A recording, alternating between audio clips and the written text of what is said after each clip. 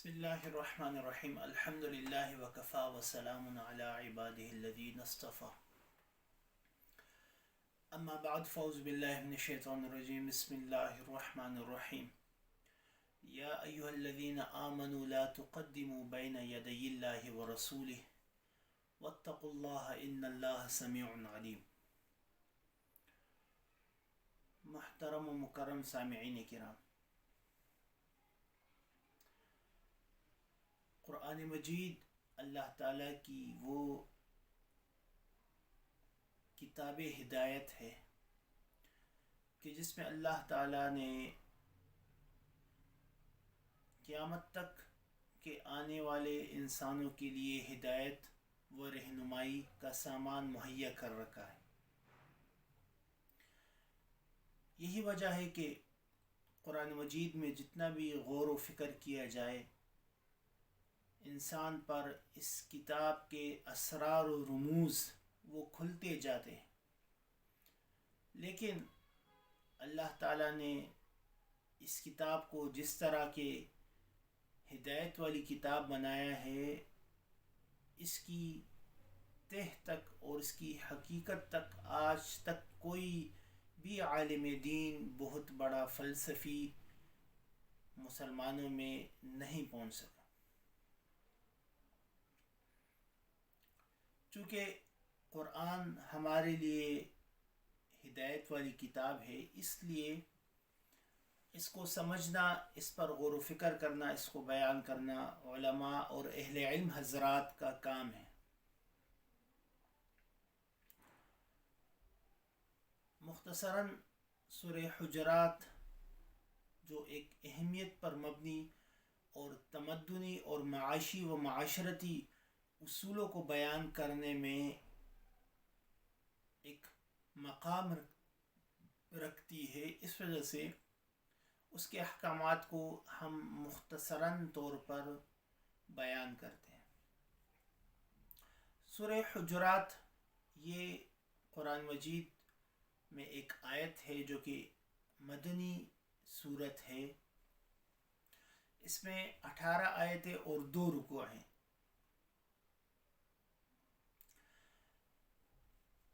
شان نزول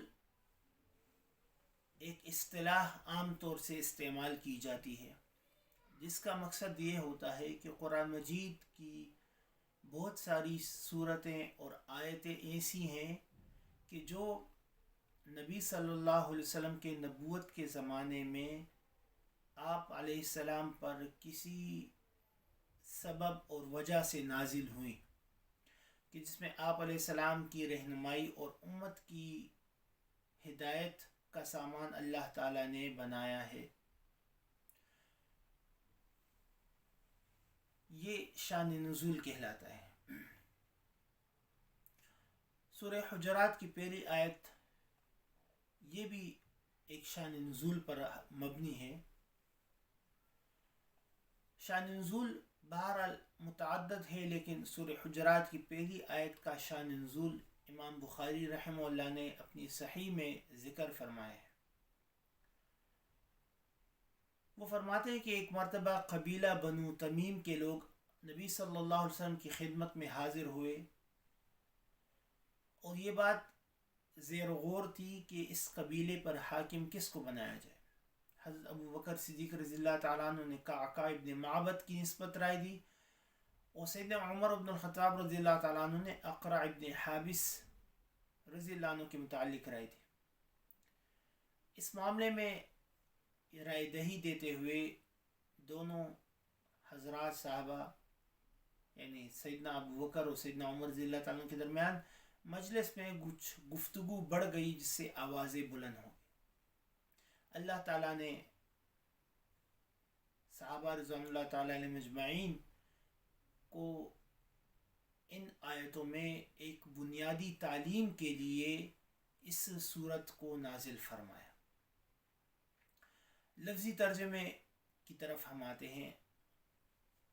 یا ایہا الذین آمنوا، اے ایمان والو، لا تقدموا بین یدی اللہ ورسولہ، آگے نہ بڑھو اللہ سے اور اس کے رسول سے، واتقوا اللہ، اور ڈرتے رہو اللہ سے، ان اللہ سمیع علیم، اللہ سنتا ہے، جانتا ہے۔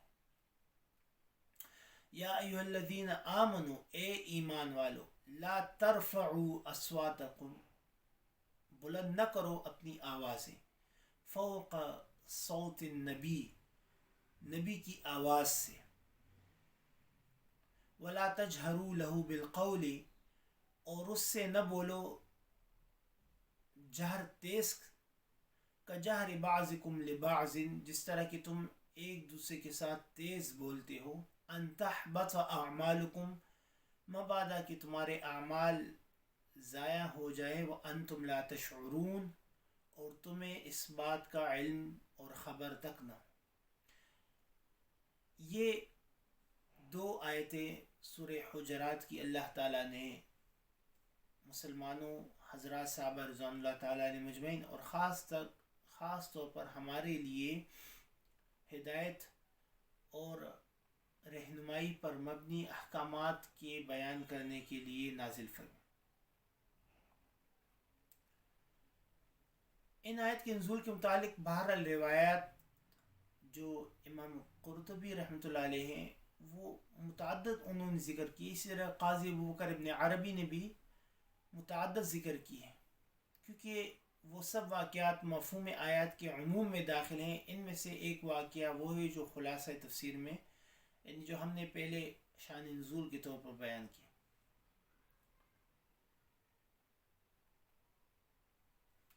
اس آیت میں جو یہ ذکر ہے، لا تقدموا بین یدی اللہ ورسولہ، بین الیدین کے اصل معنی دو ہاتھوں کے درمیان ہے، مراد اس سے سامنے کی جہت ہے، یعنی رسول اللہ صلی اللہ علیہ وسلم کے سامنے تقدم اور پیش قدمی نہ کرو۔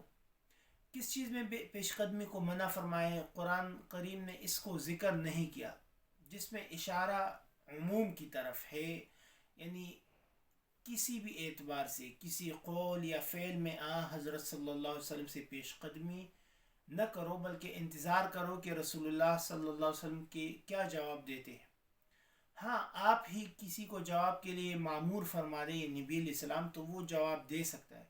اسی طرح اگر آپ چل رہے ہیں تو کوئی آپ سے آگے نہ بڑھے، کھانے کی مجلس ہے تو آپ سے پہلے کھانا شروع نہ کرے، مگر یہ کہ آپ کی تصریح یا قرائن قویہ سے ثابت ہو جائے کہ آپ خود ہی کسی کو آگے بھیجنا چاہتے ہیں، جیسے سفر و جنگ میں کچھ لوگوں کو آگے چلنے پر معمور کیا جاتا تھا۔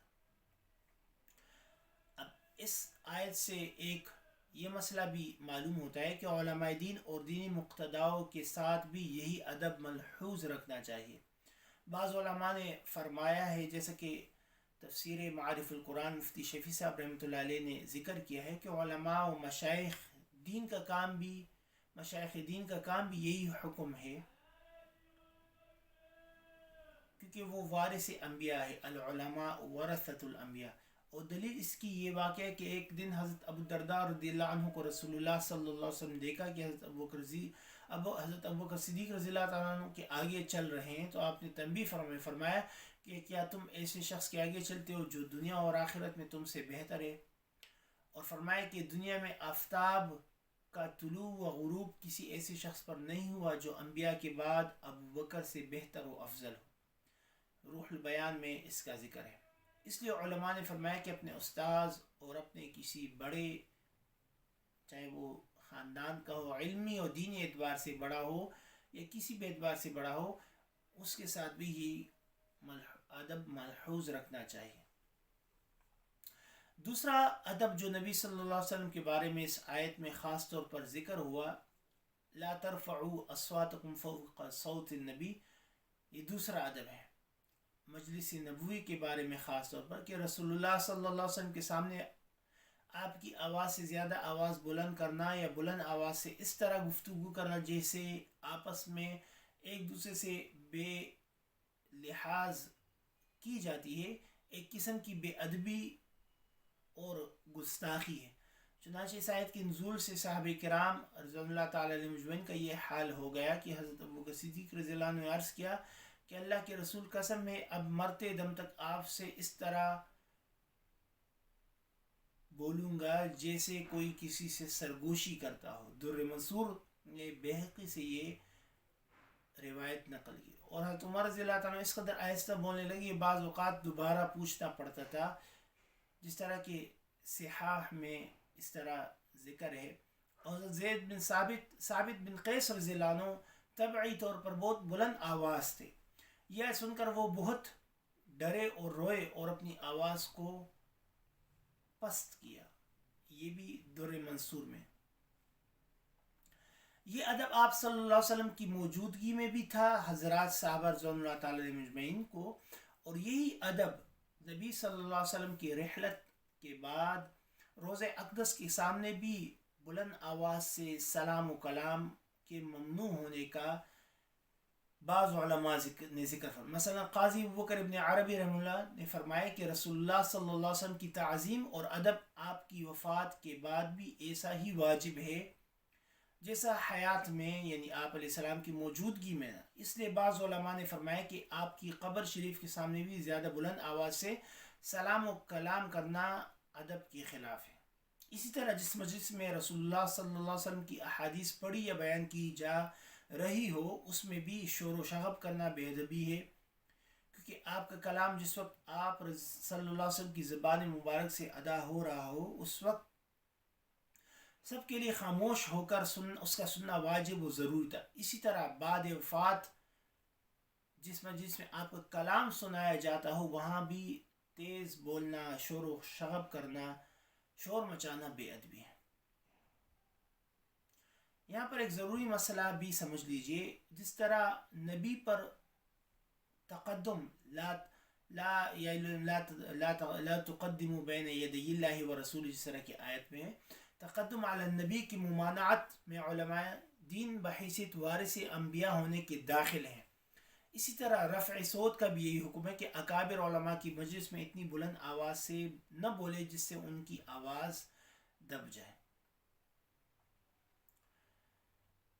دوسری بات جو اللہ تعالیٰ نے فرمائی ان تحبط اعمالکم وانتم لا تشعرون، یہ اصل میں نبی صلی اللہ علیہ وسلم کے سامنے اپنی آواز کو